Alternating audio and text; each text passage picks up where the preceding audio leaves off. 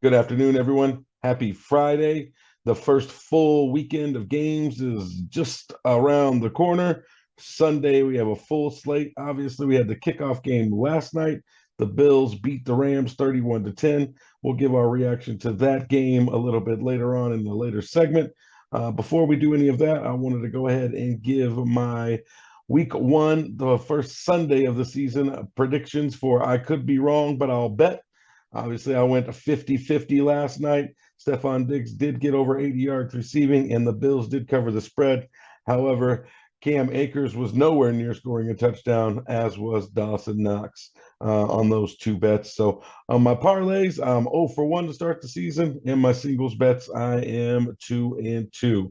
Let's go ahead and jump ahead to Sunday. The first, I could be wrong, but I bet prediction I have for you. I could be wrong, but I'll bet the Pittsburgh Steelers cover the 6.5 point spread. Odds on that are -114. So again, slightly less than your money back if you do end up placing that bet and covering. But I'm going to go ahead and predict that the Steelers keep it close with the Bengals and do cover the 6.5 point spread. Mitchell Trubisky is going to make just enough plays to keep it interesting, and the Steelers end up covering on Sunday. Next up, I could be wrong, but I'll bet the Miami Dolphins also cover the spread on Sunday against the New England Patriots. Odds on that are a little better at -104. I think that Miami obviously has an advantage because of the weather. I know New England went down there a few days early to try and get acclimated. Don't think that it's going to help. They don't have a very good record over their last 9 or 10 games going to Miami. I think that trend continues this week, and Miami ends up covering, winning that game by almost a touchdown.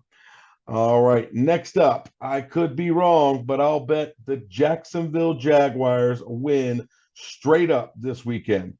I have some faith in Doug Peterson. I think that he knows what really gets under Carson Wentz's skin. I think that the Jacksonville Jaguars are going to be trending in the right direction as this season continues. And I think they're going to start off on the right foot with a win over the Washington Commanders on Sunday. Again, the odds on that are +120. I think the Jags cover, obviously, on the money line with the W. And then last up, I could be wrong, but I'll bet the Minnesota Vikings also win straight up this Sunday against the Green Bay Packers. Odds on that are +102, so a little more than your money back if you do end up placing that wager and it comes through. I think with the injury to Alan Lazard, coupled with obviously losing Devontae Adams and not really having a lot of familiarity with his receivers, is going to really hurt Aaron Rodgers. I know they have a dynamic duo in the backfield. I just don't think it's going to be enough against Minnesota. If Minnesota can play just decent and above average defense on Sunday, I feel like they're going to come away with the victory, no matter how poorly or how well Kirk Cousins plays. I think he's going to have a good game, though, because they have the better offense, and I feel that their defense will make just enough plays for them to come out with the victory. So, again, I have Minnesota winning on the money line. So those are my 4. I could be wrong, but I'll bet predictions for the first Sunday of the 2022 season. Again, I have the Steelers covering 6.5 +6.5. I have the Miami Dolphins covering -3.5. I have the Jacksonville Jaguars winning straight up on the money line, and the Minnesota Vikings winning straight up on the money line.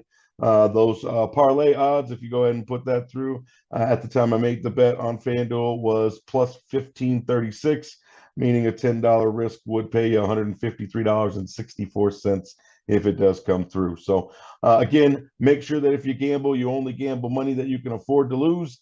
Gamble responsibly or don't gamble at all.